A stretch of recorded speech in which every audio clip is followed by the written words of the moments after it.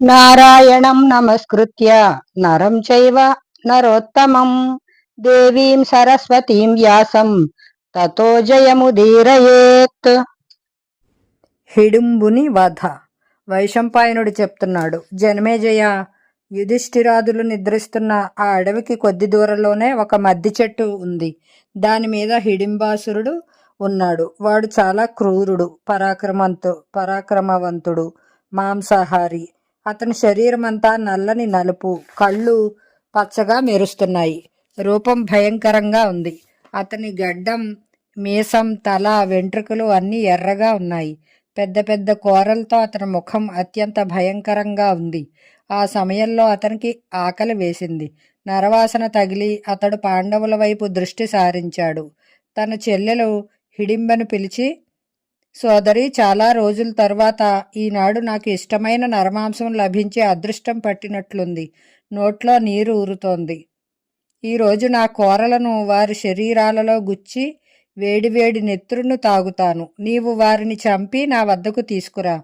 మనం ఇద్దరం వారిని తిని సంతోషంగా నాట్యమాడుదాం అన్నాడు. తన అన్నగారి మాట విని ఆ రాక్షసి త్వరగా పాండవుల వద్దకు వెళ్ళింది. అక్కడ ఆమె యుధిష్ఠిరాదులు నిద్రిస్తుండగా మహాబలవంతుడైన భీమసేనుడు మెలకుగా ఉండడం గమనించింది. భీమసేనుని బలిష్టమైన శరీరం, అందమైన రూపం చూసి హిడింబ మనసు మారిపోయింది. ఆమె తనలో ఇతని శరీరం శ్యామలంగా ఉంది. బాహువులు దీర్ఘంగా, కంఠం శంఖల్లా, కళ్ళు పద్మాల్లా సుకుమారంగా ఉన్నాయి. సింహమధ్యముడు అణువణువున కాంతి తొణికిసలాడుతోంది. ఇతడు నాకు తగిన భర్త. నా అన్న చెప్పిన క్రూరత్వాన్ని నేను చేయలేను. అన్న మీది ప్రేమ కంటే పతి ప్రేమ గొప్పది కదా. వీరిని చంపి తిన్నట్లయితే కొద్దిసేపు మాత్రమే మాకు తృప్తి కలుగుతుంది. కానీ ఇతడు బతికి ఉన్నట్లయితే నేను అనేక సంవత్సరాల సుఖాలను అనుభవించగలను అని తలపోసింది. ఇలా అనుకుని హిడింబ మానవకాంతగా మారి భీమసేనుని సమీపించింది. దివ్యమైన వస్త్రాభరణాలు ధరించిన హిడింబాసుందరి కొద్దిగా సంకోచిస్తూ చిరునవ్వు నవ్వుతూ, పురుషశ్రేష్ఠ, మీరెవరు? ఎక్కడి నుండి వచ్చారు? ఈ నిద్రిస్తున్న పురుషులెవరు? ఈ వృద్ధురాలెవరు? వీరంతా ఈ ఘోరారణ్యంలో ఇంట్లో ఉన్నట్లుగా నిశ్చింతగా నిద్రపోతున్నారు. ఈ అరణ్యంలో పెద్ద పెద్ద రాక్షసులు ఉన్నారని వీరికి తెలియదు కాబోలు. హిడింబాసురుడైతే ఈ పక్కనే ఉన్నాడు. నేను అతడి చెల్లెలిని. మీ మాంసం తినాలనే కోరికతోనే అతడు నన్ను ఇక్కడికి పంపించాడు. నేను మీ దివ్య సౌందర్యాన్ని చూసి మోహించాను. మిమ్మల్ని తప్ప వేరెవరిని నేను భర్తగా అంగీకరించనని ప్రమాణపూర్వకంగా నిజం చెప్తున్నాను. మీరు ధర్మజ్ఞులు. మీకు ఉచితం అనిపించింది చేయండి. నేను మిమ్మల్ని ప్రేమిస్తున్నాను. మీరు కూడా నన్ను ప్రేమించండి. నేను ఈ నరమాంస భక్షకుడైన రాక్షసుని బారి నుండి మిమ్మల్ని కాపాడుతాను. మనమిద్దరం సుఖంగా పర్వత గుహలలో నివసిద్దాం. నేను ఆకాశంలో స్వేచ్ఛగా తిరగగలను. మీరు నాతో సాటిలేని ఆనందాలు అనుభవించవచ్చును అని ప్రాధేయపడింది. దానికి భీమసేనుడు, ఓసి రాక్షసి, మా అమ్మ, అన్న, తమ్ముళ్ళు సుఖంగా నిద్రపోతున్నారు. నేను వాళ్లను వదిలేసి రాక్షసునికి ఫలహారంగా సమర్పించనా? పైగా నీతో కలిసి కామకేళి సాగించడానికి రానా? బాగుంది. ఇది ఎలా జరుగుతుంది అన్నాడు. హిడింబ, నీకు ఏదిష్టమో అదే చేస్తాను. మీరు వీరందరినీ మేల్కొల్పండి. నేను రాక్షసుని బారి నుండి కాపాడుతాను అంది. భీముడు, ఆహాహా, ఇది చాలా బాగుంది. నేను నా సుఖం కోసం దుర్మార్గుడైన రాక్షసుని వల్ల భయంతో సుఖంగా నిద్రిస్తున్న సోదరులను లేపనా? ప్రపంచంలోని ఏ మానవుడైనా, రాక్షసుడైనా, గంధర్వుడైనా నా ఎదుట నిలవలేడు. సుందరి, నీవు ఉన్నా సరే వెళ్ళినా సరే నాకేమీ సంబంధం లేదు అన్నాడు. అక్కడ రాక్షసరాజు హిడింబుడు తన చెల్లెలు వెళ్ళి చాలాసేపు అయిందని చెట్టు దిగి పాండవుల వైపు వచ్చాడు. ఆ భయంకరుడైన రాక్షసుని చూడడంతోనే హిడింబ భీమసేనునితో, చూడు చూడు, ఆ నరభక్షకుడైన రాక్షసుడు కోపంతో ఇటువైపే వస్తున్నాడు. మీరు నా మాట వినండి. నేను ఇష్టానుసారంగా చరించగలను. నాకు రాక్షసులకుండే బలం ఉంది. నేను మిమ్మల్ని అందరినీ తీసుకుని ఆకాశ మార్గంలోకి ఎగిరిపోతాను అంది. భీమసేనుడు, సుందరి, భయపడకు. నేనుండగా వీరికి ఏ రాక్షసుడు హాని తలపెట్టలేడు. నేను నీ ఎదుటనే అతన్ని సంహరిస్తాను. చూడు నా ఈ బాహువులను పిక్కలను. వీడేమిటి, ఏ రాక్షసుడిని అయినా వీటితో ముద్దగా చేసేస్తాను. నన్ను మనుష్యమాతృనిగా భావించకు అన్నాడు. ఈ రీతిగా వారిద్దరూ మాట్లాడుకుంటూ ఉండగానే హిడింబాసురుడు ఆ మాటలు వింటూ అక్కడికి వచ్చాడు. తన చెల్లెలు అందమైన మానవకాంతగా మారి చక్కగా అలంకరించుకొని వయ్యారాలు పోతూ భీమసేనుని పతిగా కోరుకోవడం చూశాడు. అతడు క్రోధంతో ఉక్కిరిబిక్కిరి అవుతూ కళ్ళు పెద్దవి చేసి, హిడింబ, నేను వీరి మాంసం తినాలనుకుంటూ ఉంటే నీవు దానికి ఆటంకం కలిగిస్తున్నావు. ఇంత నిర్లక్ష్యమా? నీవు మన వంశానికి కలంకం తెస్తున్నావు. ఎవరి అండ చూసుకుని నీవు ఇంత తెగిస్తున్నావో నిన్ను కూడా తెగటారుస్తాను అని అంటూ పళ్ళు పటపటా కొరుకుతూ తన చెల్లెలు పాండవుల మీదకి లంఘించాడు. భీమసేనుడు అతని విజృంభణను చూచి బెదిరిస్తూ, నిలు మూర్ఖుడా, నిద్రపోతున్న నా సోదరులను లేపుదామనుకుంటున్నావా? నీ చెల్లెలు మాత్రం ఏ అపరాధం చేసిందని ధైర్యం ఉంటే నా మీదకి రా. నీకు నేనొక్కడినే సరిపోతాను. ఆడదాని మీద కత్తి చెయ్యి ఎత్తకు అంటూ నవ్వుతూ బలంగా అతని చేయి పట్టుకుని దూరంగా ఈడ్చుకుపోయాడు. ఈ రీతిగా ఒకరినొకరు కొట్టుకుంటూ తోసుకుంటూ చాలా దూరం వెళ్ళి చెట్లను పెకలించి బొబ్బలు పెడుతూ కొట్టుకోసాగారు. వారి అరుపులకు కుంతికి పాండవులకు మెలకు వచ్చింది. వారు తమ ఎదుట నిల్చున్న పరమ సుందరి అయిన హిడింబను చూశారు. ఆమె రూప సౌందర్యాలు చూచి ఆశ్చర్యపడి కుంతీదేవి మృదు మధుర కంఠంతో నెమ్మదిగా, సుందరి, నీవు ఎవరవు? ఇక్కడికి ఎందుకు, ఎక్కడి నుండి వచ్చావు అని అడిగింది. హిడింబ, ఇదిగో ఈ కనిపించే దట్టమైన నల్లని అడవే నాకు, నా అన్న హిడింబునికి నివాస స్థలం. అతడు మిమ్ములను అందరినీ చంపమని నన్ను పంపించాడు. నేను ఇక్కడికి వచ్చి అతి సుందరుడైన నీ కొడుకుని చూచి మోహించాను. నేను మనసులోనే అతనిని పతిగా ఎంచుకొని ఇక్కడి నుండి తీసుకుపోవాలని చూశాను. కానీ అతడు చెలించలేదు. నేను ఆలస్యం చేయడం చూచి నా అన్న ఇక్కడికి వచ్చాడు. మీ కుమారుడు అతనిని ఈడ్చుకుంటూ చాలా దూరం తీసుకుపోయాడు. చూడండి, ఇప్పుడు వాళ్ళిద్దరూ బొబ్బలు పెడుతూ ఒకరితో ఒకరు పెనగలాడుతున్నారు అని చెప్పింది. హిడింబ మాటలు విని నలుగురు పాండవులు లేచి నిలబడి వారిద్దరూ పరస్పరం జయాభిలాషులై యుద్ధం చేయడం చూశారు. భీమసేనుడు కొద్దిగా వెనకబడడం చూసి అర్జునుడు భయపడవద్దని, నకుల సహదేవులు తల్లిని రక్షిస్తారని, తాను ఇప్పుడే ఆ రాక్షసుని చంపుతానని అన్నాడు. భీమసేనుడు మాట్లాడకుండా నిలబడి చూడమని, కంగారు పడవద్దని, తన చేతులకు చిక్కిన అతడు తప్పించుకుపోలేడని బదులు ఇచ్చాడు. అప్పుడు భీమసేనుడు క్రోధంతో మండిపడుతూ జంఝామారుతల్లా అతనిని పైకెత్తి అంతరిక్షంలో 100 సార్లు గిరగిరా తిప్పాడు. అతనితో, ఓరీ రాక్షస, నీవు వ్యర్థమైన మాంసాహారంతో వ్యర్థంగా శరీరంలో కండలు పెంచావు. నీవు పెరగడం వ్యర్థమే, తిరగడం వ్యర్థమే. నీవు జీవించడమే వ్యర్థమైతే చావడం కూడా వ్యర్థం అవుతుంది అని చెప్పి భీమసేనుడు అతనిని నేల మీద విసిరి కొట్టాడు. అతని ప్రాణాలు ఎగిరిపోయాయి. అర్జునుడు భీముని కొనియాడుతూ, అన్నయ్య, ఇక్కడికి వారణావత నగరం ఎక్కువ దూరంలో లేదు. నడు, ఇక్కడి నుండి త్వరగా పోదాం. దుర్యోధనునికి మన జాడ ఎక్కడా తెలియకూడదు అని హెచ్చరించాడు. అనంతరం వారంతా తల్లితో కలిసి బయలుదేరారు. హిడింబ కూడా వారి వెనుకనే నడిచింది.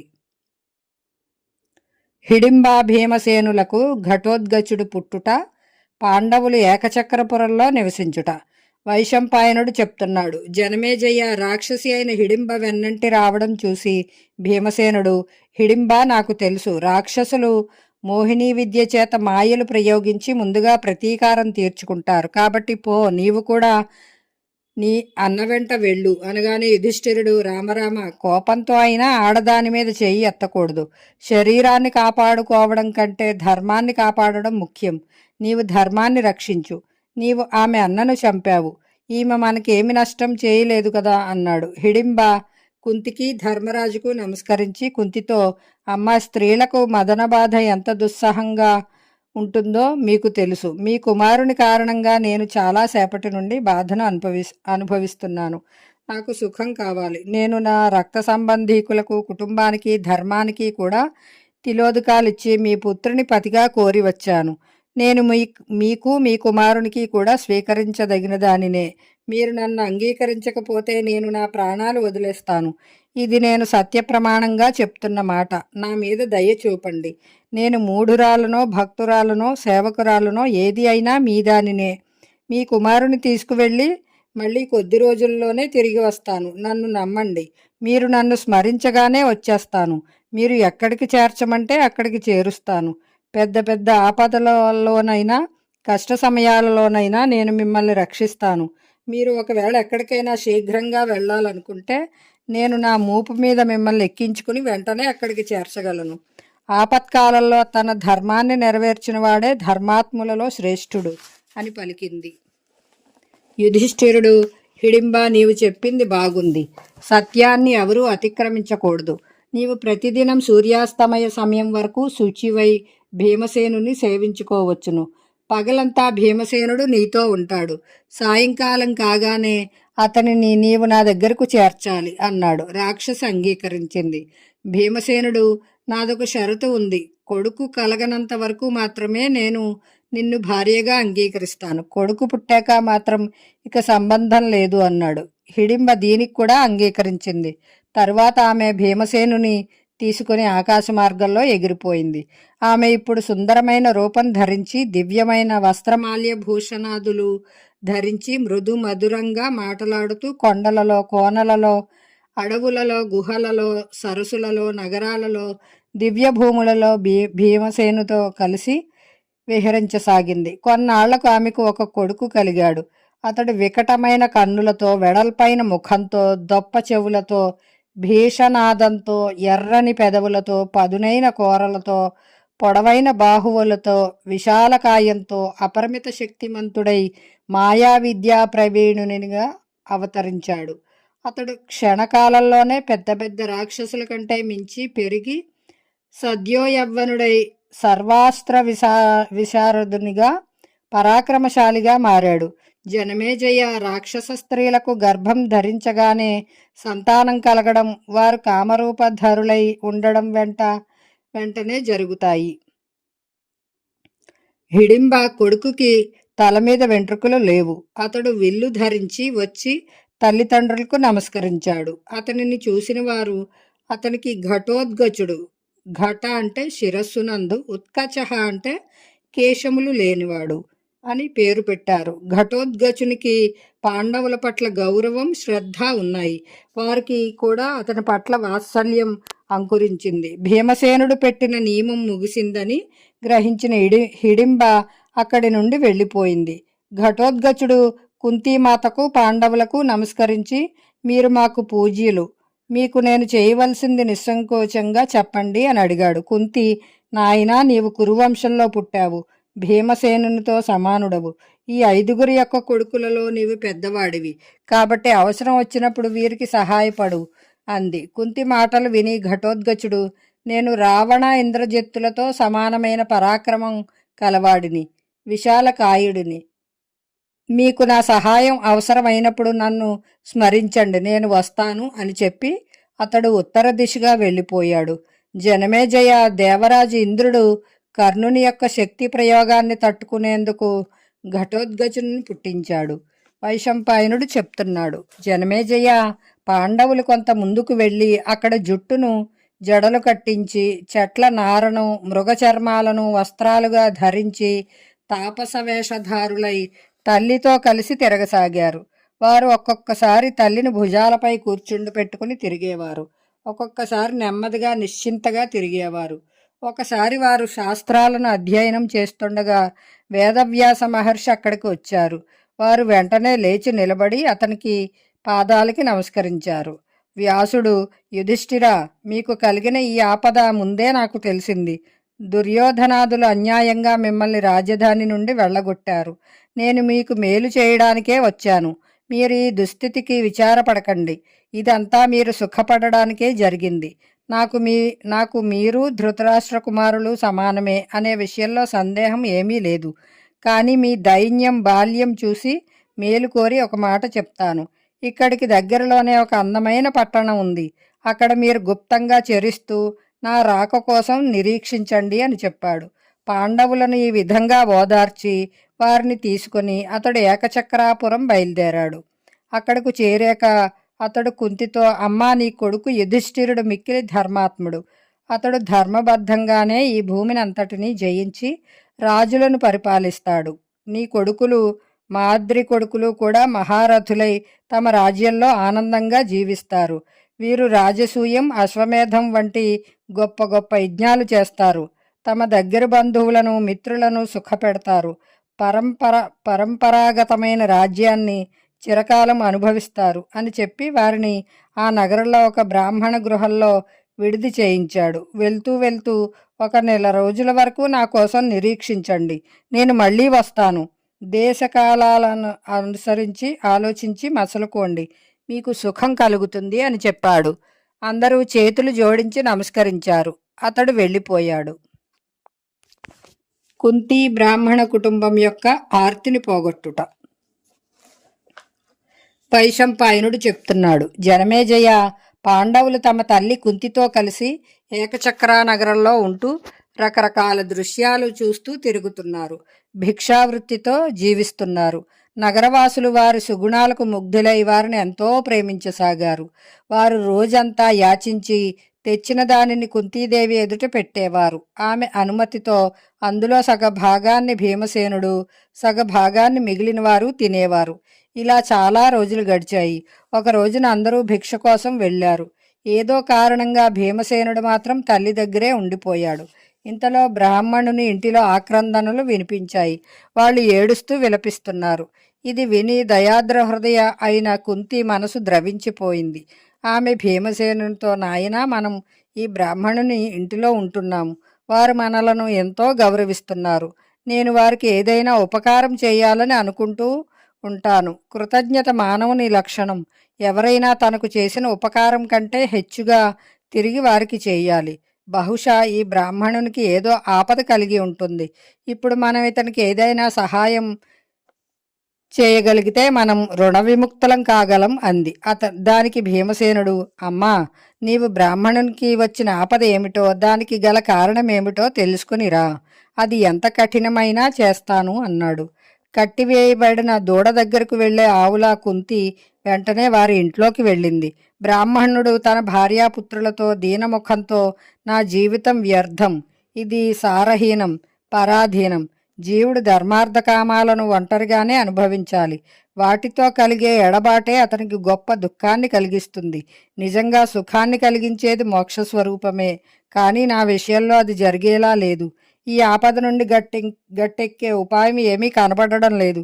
పోనీ నేను నా ఆలుబిడ్డలను తీసుకొని పారిపోనులేను. నీవు జితేంద్రియరాలవి, నా ధర్మపత్నివి, దేవతలు నాకు ప్రసాదించిన సఖివి, సహాయకురాలివి. నేను మంత్రపూర్వకంగా నిన్ను వివాహమాడాను. నీవు ఉత్తమ కుల సంజాతవు, శీలవతివి, మాతృమూర్తివి. నీవు పతివ్రతవు, నా మేలు కోరేదానివి.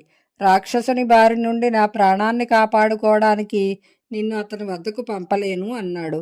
భర్త మాటలు విని బ్రాహ్మణి, స్వామి, సాధారణ పురుషుల్లా మీరెందుకు శోకిస్తున్నారు?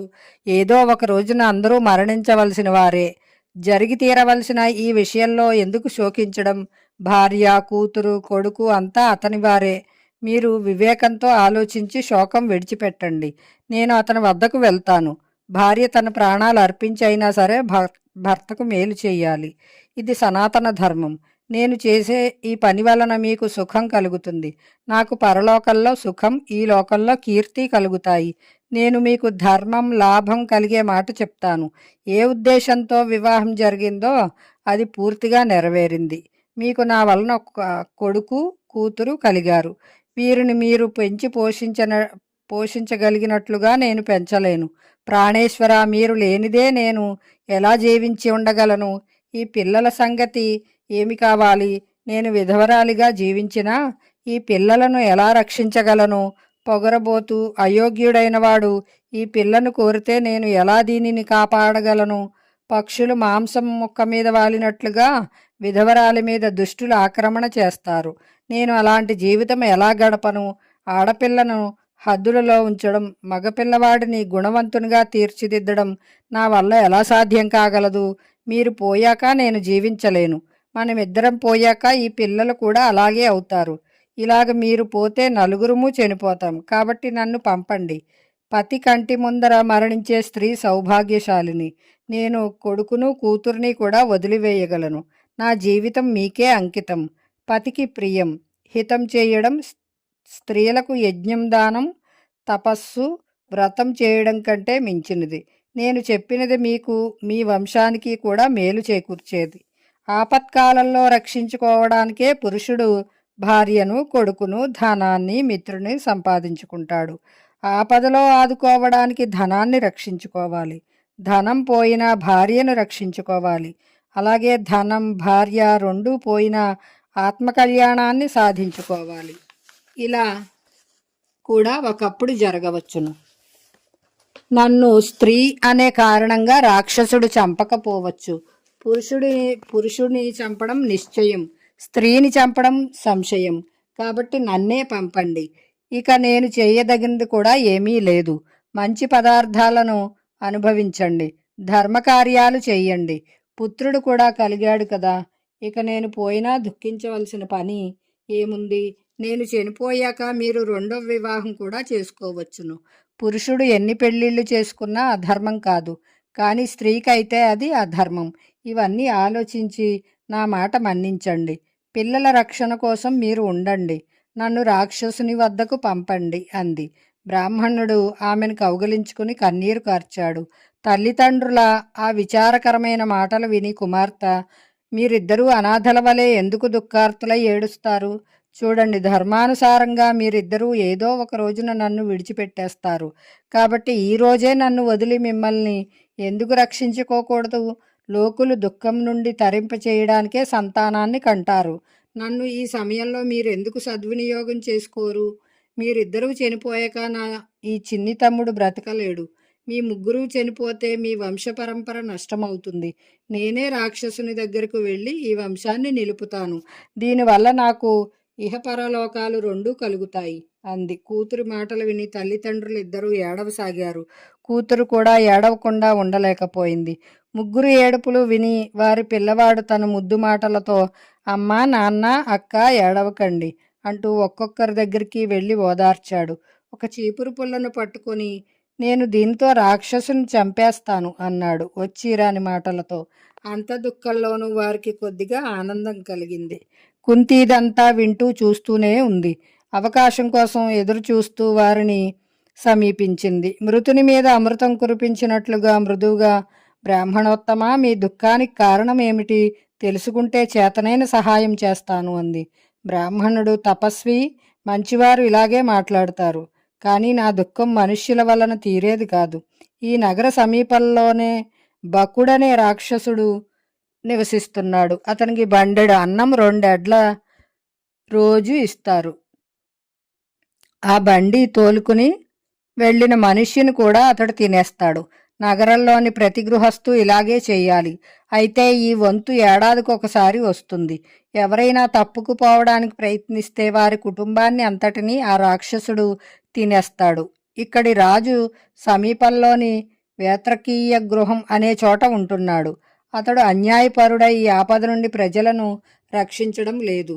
ఈరోజు మా వంతు వచ్చింది. నేను అతని భోజనం కోసం ఒక అన్నాన్ని, ఒక మనిషిని పంపించాలి. ఎవరినైనా కొని పంపుదామంటే అంత డబ్బు నా దగ్గర లేదు. నా వారిని నేను పంపలేను. ఇక గట్టెక్కే ఉపాయం లేక నా కుటుంబం అంతటినీ తీసుకుని పోదామనుకుంటున్నాను. ఆ దుష్టుడు అందరినీ తినేస్తాడు అని చెప్పాడు. కుంతి, బ్రాహ్మణ దేవత, మీరు భయపడవద్దు, శోకించకండి. బయటపడే మార్గం నాకు తెలుసు. మీకు ఒక్కడే కొడుకు, ఒక్కర్తే కూతురు. మీ ఇద్దరిలో ఏ ఒక్కరూ వెళ్ళడం నాకు సబబు అనిపించడం లేదు. నాకు 5 కొడుకులున్నారు. అందులో ఒకడు ఆ దుర్మార్గుడైన రాక్షసునికి భోజనం తీసుకువెళ్తాడు అంది. బ్రాహ్మణుడు 2 చెవులు మూసుకుని, హరిహరి, నా ప్రాణం కోసం అతిథులను చంపలేను. మీరు పెద్ద వంశంలో పుట్టినవారు, ధర్మాత్ములు అయినా ఒక బ్రాహ్మణుని కోసం మీ పుత్రుని త్యాగం చేస్తామంటున్నారు. నేను నా శుభం చూసుకోవాలి కదా. ఆత్మవధ, బ్రాహ్మణ వధల్లో ఆత్మవధే శ్రేయస్కరమని నేను అనుకుంటున్నాను. బ్రహ్మహత్యకు ప్రాయశ్చిత్తం లేదు. తెలియక చేసిన బ్రహ్మహత్య కంటే ఆత్మహత్యయే ఉత్తమమైనది. అయినా నన్ను నేను చంపుకోవాలనుకోవడం లేదు. ఇతడు ఇతరుడెవరో నన్ను చంపుతున్నాడు, కాబట్టి ఈ పాపం నాకు అంటదు. ఎవరైనా సరే తన ఇంటికి వచ్చి తన్ను శరణుజొచ్చి రక్షించమని అడిగినప్పుడు వారిని చంపించడం చాలా క్రూరమైనది. ఆపదలో అయినా అటువంటి నింద్యము క్రూరము అయిన పని చేయకూడదు. నేను నా భార్యతో కలిసి మరణిస్తాను, ఇదే ఉత్తమం. అంతేకాని బ్రాహ్మణ వధ అనే విషయమే నేను ఆలోచించలేను అన్నాడు. కుంతి, బ్రాహ్మణుడా, నేను కూడా బ్రాహ్మణుని రక్షించాలనే స్థిర నిశ్చయంతో ఉన్నాను. నా కొడుకుకి అనిష్టం జరగాలని నేను కోరుకోను. మంత్రసిద్ధి కలిగిన బలిష్ఠుడైన పరాక్రమవంతుడైన నా కొడుకును రాక్షసుడు ఏమీ చేయలేడు. అతడు రాక్షసునికి భోజనం తీసుకువెళ్ళినా తప్పించుకుని రాగలడని నా గట్టి నమ్మకం. ఇంతవరకు ఎంతోమంది బలవంతులైన మహాకాయులైన రాక్షసులు ఇతని చేతిలో మరణించారు. ఒక మాట, ఈ సంగతిని ఎవరికీ చెప్పకండి. లోకులు ఈ విద్యను తెలుసుకోవడానికి నా పుత్రులను ఇబ్బంది పెడతారు అంది. కుంతీమాత మాటలతో బ్రాహ్మణ కుటుంబానికి ఆనందం కలిగింది. కుంతి బ్రాహ్మణుని వెంట పెట్టుకుని భీమసేనుని వద్దకు వెళ్ళి, నీవు ఈ పని చేయాలి అని ఆజ్ఞాపించింది. భీమసేనుడు చాలా ఆనందంగా తల్లి మాటలకు ఒప్పుకున్నాడు. భీమసేనుడు ఆ పని చేస్తానని మాట ఇచ్చే సమయానికి యుధిష్ఠిరాదులు భిక్షాటనం చేసి తిరిగి వచ్చారు. యుధిష్ఠిరుడు అతని వాలకం చూస్తూనే అంతా గ్రహించాడు. ఏకాంతంలో తల్లి దగ్గర చేరి అతడు, అమ్మా, భీమసేనుడు ఏమి చేయబోతున్నాడు? అది అతని కోరిక, నీవు చేయమని ఆజ్ఞాపించావా అని అడిగాడు. కుంతి, నేనే ఆజ్ఞాపించాను అంది. యుధిష్ఠిరుడు, ఇతరుల కోసం నీవు నీ కొడుకుని ఆపదలోకి నెట్టే సాహసం చేస్తున్నావు అని హెచ్చరించాడు. కుంతి, నాయనా, భీమసేనుని గురించి చింతించకు. నేను తెలివి తక్కువ దానినై ఈ పని చేయలేదు. మనం ఈ బ్రాహ్మణుని ఇంటిలో చాలా సుఖంగా ఉంటున్నాము. వారి రుణం తీర్చుకోవాలంటే ఇదొక్కటే మార్గం. ఉపకారం చేసిన వారికి ఉపకారాన్ని మర్చిపోకపోవడమే మానవ జీవితానికి సాఫల్యం. వారు చేసిన దానికంటే మించి వారికి ఉపకారం చేయాలి. భీమసేనుని మీద నాకు నమ్మకం ఉంది. అతడు పుట్టినప్పుడు నా ఒడి నుండి జారిపడ్డాడు. అతని శరీరం పడగానే రాయి నుగ్గు అయిపోయింది. నా నిర్ణయం ధర్మబద్ధమైంది. ఈ పని చేయడం వల్ల ప్రత్యుపకారం చేసినట్లు అవుతుంది, ధర్మము అవుతుంది అంది. యుధిష్ఠిరుడు, అమ్మా, నీవు ఆలోచించి కావాలని చేసినది ఉచితంగానే ఉంటుంది. తప్పక భీమసేనుడు రాక్షసుని చంపుతాడు. ఎందుకంటే నీ మనసులో బ్రాహ్మణుని రక్షించాలనే గొప్ప ధర్మభావన ఉంది. అయితే నగరవాసులు ఎవరికీ ఈ విషయం తెలియనీయవద్దని బ్రాహ్మణునికి గట్టిగా చెప్పాలి అన్నాడు. బకాసుర వధ. వైశంపాయనుడు చెప్తున్నాడు. జనమేజయ, తెల్లవారాక భీమసేనుడు రాక్షసునికి భోజనం తీసుకుని బకాసురుని వనానికి వెళ్ళి అతనిని పేరు పెట్టి పిలిచాడు. ఆ రాక్షసుడు మహాకాయుడు, అమితమైన బలం, వేగం కలవాడు. అతని కళ్ళు ఎర్రగా ఉన్నాయి, గడ్డం మీసాలు కూడా ఎర్రగా ఉన్నాయి, చెవులు చేటల్లా ఉన్నాయి, నోరు చెవుల వరకు సాగింది. చూస్తేనే భయం కలిగేలా ఉన్నాడు. భీమసేనుని కంఠధ్వని విని బకాసురుడు చిటపటలాడాడు. అతడు కనుబొమ్మలు ముడిచి పళ్ళు కొరుకుతూ భూమి కంపించేలా భీమసేనుని వైపు పరిగెత్తాడు. అతడు అక్కడికి వచ్చి చూచేసరికి భీమసేనుడు తన అన్నాన్ని తింటూ ఉన్నాడు. క్రోధంతో నిప్పులు కక్కుతూ గుడ్లురిమి చూస్తూ, ఉరేయ్, నా ఎదురుగానే నా అన్నాన్ని మెక్కుతున్న ఈ దుర్బుద్ధి ఎవరురా? ఏమీ యమపురికి పోవాలని ఉందా అని గద్దించాడు. భీమసేనుడు నవ్వాడు. నిర్లక్ష్యంగా ముఖం తిప్పుకొని అన్నం తినసాగాడు. అతడు 2 చేతులు పైకెత్తి గట్టిగా అరుస్తూ భీమసేనుని చంపడానికి మీదికి ఉరికాడు. అయినా భీమసేనుడు చెలించకుండా తాపీగా తిని తాగి చేతులు ముఖం కడుక్కొని నవ్వుతూ నిలబడ్డాడు. క్రోధంతో రాక్షసుడు విసిరిన చెట్టును అతడు ఎడమ చేతితో పట్టుకున్నాడు. ఇద్దరి మధ్య చెట్లతో పోరాటం మొదలైంది. తీవ్రమైన పోరు సాగింది. అడవిలోని చెట్లన్నీ విరిగిపోయాయి. బకుడు భీమసేనునితో కలియబడ్డాడు. భీముడు అతనిని చేతులతో నొక్కి నలిపివేశాడు. అతడు అలసిపోయాక నేల మీద పడవేసి మోకాళ్లతో పొడిచాడు. అతని గొంతు బిగించి పట్టుకొని వంచి నడుము విరగొట్టాడు. అతని నోటి నుండి రక్తం కక్కుకున్నాడు. ఎముకలు విరిగిపోయాయి. ప్రాణాలు అనంత వాయువుల్లో కలిసిపోయాయి. బకాసురుని ఆర్తనాదాలతో అతని కుటుంబ సభ్యులైన రాక్షసులు భయపడి సేవకులతో సహా బయటకు పరిగెత్తుకు వచ్చారు. భయంతో నిశ్చేష్టులైన వారికి ధైర్యం చెప్తూ భీముడు ఇకపై వారు ఎప్పుడూ మనుష్యులను బాధించకూడదని నియమం విధించాడు. ఒకవేళ పొరపాటుగా అయినా అలా జరిగితే బకునికి పట్టిన గతే పడుతుందని హెచ్చరించాడు. వారు భీమసేనుడు చెప్పిన దానికి అంగీకరించారు. భీమసేనుడు బకాసురుని శవాన్ని తీసుకుని నగరద్వారం వద్దకు వచ్చి దానిని వేళ్లాడదీసి నిశ్శబ్దంగా వెళ్ళిపోయాడు. బకాసురుని కుటుంబమంతా అటూ ఇటూ పరిగెత్తి పారిపోయారు. భీమసేనుడు బ్రాహ్మణుని ఇంటికి వెళ్ళి యుధిష్ఠిరునికి జరిగిందంతా వివరించాడు. ఇక్కడ నగరవాసులందరూ ఉదయాన్నే లేచి బయటకు వచ్చి రక్తంతో తడిసి ముద్దయి పర్వతల్లా ఉన్న బకాసురుని శవాన్ని చూశారు. దానిని చూడగానే వారికి శరీరం గగురు పొడిచింది. క్షణాల మీద ఈ వార్త 4 వైపులా వ్యాపించింది. నగరంలోని ఆబాల వృద్ధులు, స్త్రీలు అందరూ ఆ దృశ్యాన్ని చూడడానికి బిలబిలలాడుతూ వచ్చారు. అందరూ ఆ అలౌకిక కృత్యాన్ని చూచి ఆశ్చర్యపడి తమ తమ ఇష్టదైవాలకు పూజలు చేశారు. లోకులు ఈ రోజు వంతు ఎవరిదా అని ఆరా తీశారు. బ్రాహ్మణుడు యథార్థం చెప్పకుండా నా వంతు వచ్చిందని నేను నా కుటుంబ సభ్యులతో ఏడుస్తూ ఉన్నాను.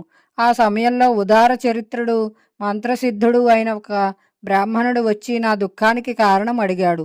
అతడు అనుగ్రహించి నాకు ధైర్యం చెప్పి నమ్మకం కలిగేలా ఆ రాక్షసుడికి తాను అన్నం పట్టుకెళ్తానని, తన గురించి చింతించవద్దని, భయపడవద్దని చెప్పాడు.